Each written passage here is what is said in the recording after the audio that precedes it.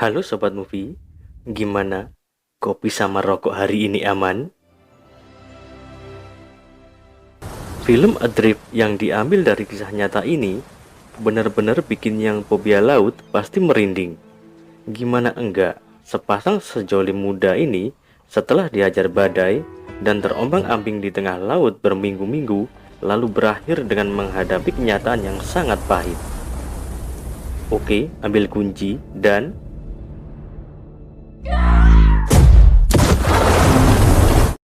Engine start. berawal pada tahun 1983 di Pulau Tahiti, ini adalah Tammy, gadis muda yang suka traveling dengan bebas dari satu tempat ke tempat lain. Ya, semacam backpacker, bukan anak gembel yang minggat dari rumah lalu ngumpul di perempatan dan katanya nyari jati diri. Untuk membantu pemasukan, Tammy bekerja sampingan di tempat yang disinggahi. Kali ini di Tahiti, dia mendapat kerjaan sebagai OB kapal. Kemudian datanglah sebuah kapal bernama Malayuga dengan pemiliknya bernama Richard. Dari sinilah awal pertemuan mereka. Hey.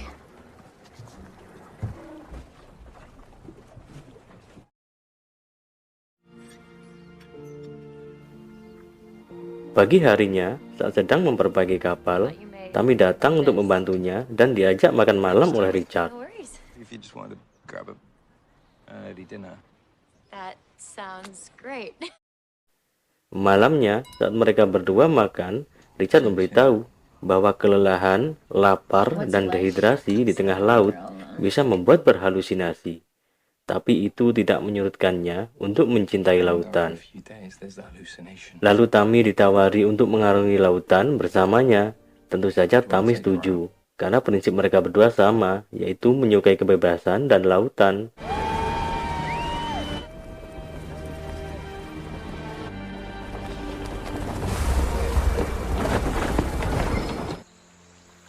Lalu mengunjungi tempat-tempat eksotis yang diabadikan dalam bentuk foto, ditandai dengan nama-nama tempatnya.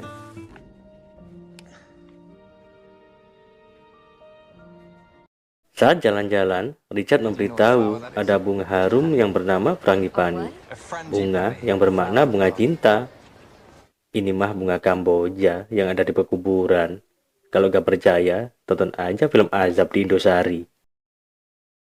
So that would Setelahnya mereka makan malam, dilanjutkan dengan dansa yang romantis.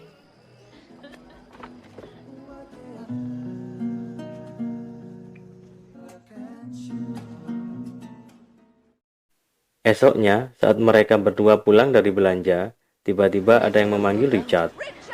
Ternyata itu Peter dan Christine, yang memang sedang mencari Richard. Oh, really good. Karena ayah Christine yang sedang sakit keras di London, jadi mereka harus segera terbang ke Inggris, lalu meminta tolong untuk membawa kapal milik mereka bernama Hazana dari Tahiti ke San Diego, California, Amerika Serikat. Dan imbalannya $10.000 dan tiket VIP untuk kembali ke Tahiti. Tapi Richard meminta 2 tiket kembali, dan Christine menyetujuinya. Beberapa hari kemudian, setelah persiapan selesai, berangkatlah Richard dan Tammy pada sore hari. Malamnya Richard mengungkapkan keseriusan dan melamar Tammy di atas kapal Hazana.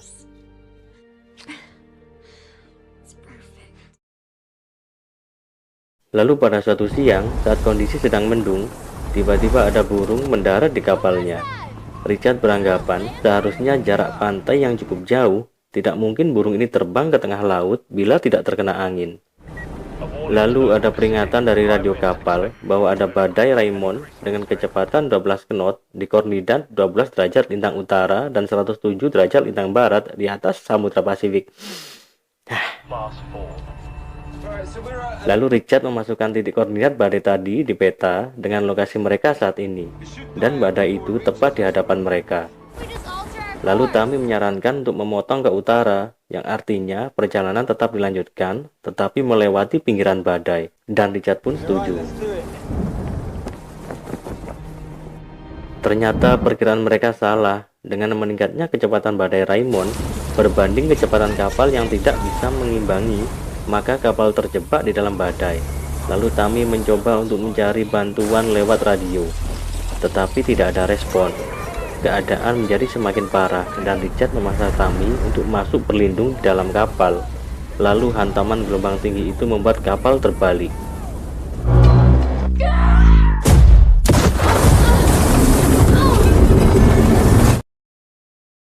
Setelah pingsan selama 27 jam, akhirnya Tami bangun dan mencari-cari Richard. Kemudian naik ke atas dan menarik tali yang diikatkan di tubuh Richard. Akan tetapi hanya ada pengait kosong.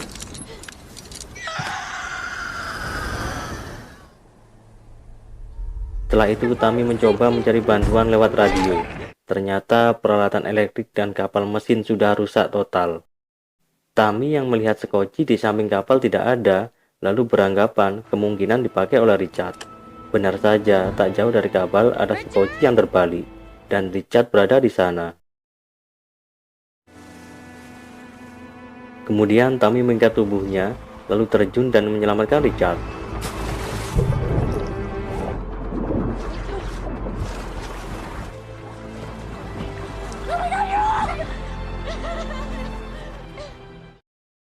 Setelah Richard ditarik ke atas kapal, ternyata kaki dan tulang rusuknya mengalami patah tulang. Otomatis kondisi ini menjadi seperti orang yang lumpuh.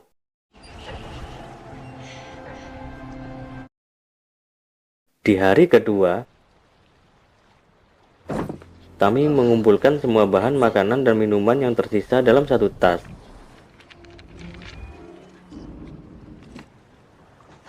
Serta mendapat selai kacang yang disukainya.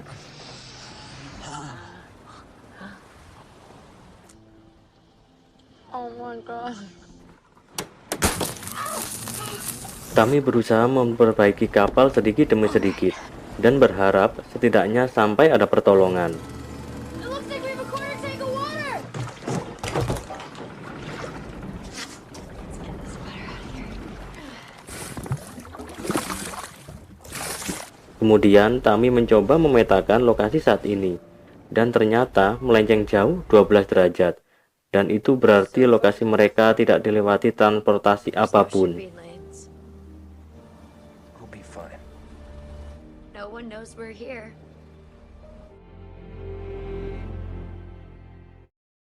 Sepuluh hari berlalu, Tami menemukan salep dan antibiotik untuk luka, kemudian mengecek tulang rusuk Richard yang patah, dan ternyata perutnya sudah menghitam. Kemudian membuka perban di kaki dan mengobatinya.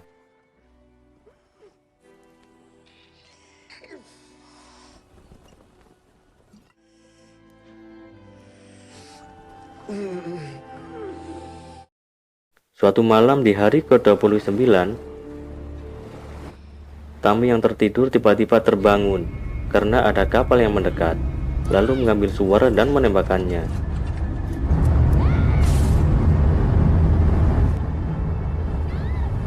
Akan tetapi kapal itu hanya melewatinya, lalu disadarkan oleh Richard bahwa Tami sedang berhalusinasi. Like the way I lied to you. Pada hari ke-33, Tami merasa sudah tidak kuat dan menyerah. Lalu ingat perkataan Richard dulu, bahwa kelelahan, lapar, dan dehidrasi di tengah lautan bisa membuat berhalusinasi. And after a few days, there's that hallucination. Saat itu dia menyadari bahwa Richard yang diselamatkan di sekoci, dan momen-momen yang dilalui sebelumnya ternyata hanyalah halusinasinya. Karena kenyataan yang sebenarnya, waktu kapal terbalik dan Tami jatuh ke dalam kapal, Richard terlempar lalu jatuh ke dalam lautan yang dalam di tengah Samudra Pasifik. Maka Tami pun menangis dan sadar karena Richard telah menghilang untuk selamanya. Maka dia harus bertahan hidup apapun yang terjadi dan melanggar pantangannya sebagai vegetarian dan memakan ikan.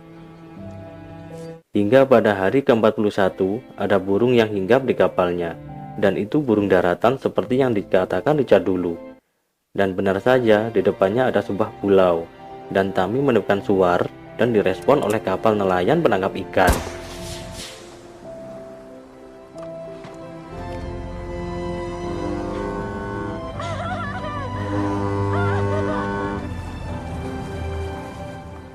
Dan akhirnya Tami diselamatkan dan dirawat di rumah sakit di Hilo, Kepulauan Hawaii. Setelah pulih, Tami pergi ke Tahiti dan menghabiskan masa-masa kenangan indah yang ditemani bunga frangipani yang sudah mengering di kapal Richard.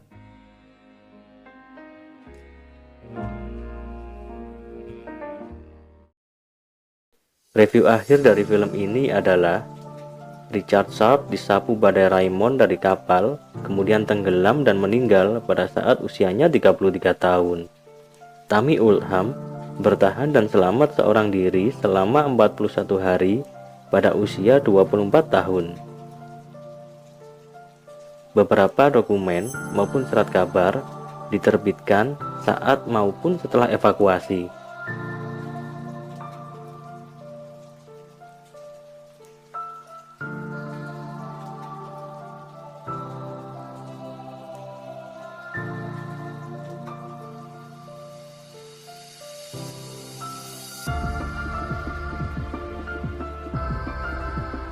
Hingga saat film ini dipublikasi, Tami masih mencintai lautan dan tak pernah berhenti berlayar.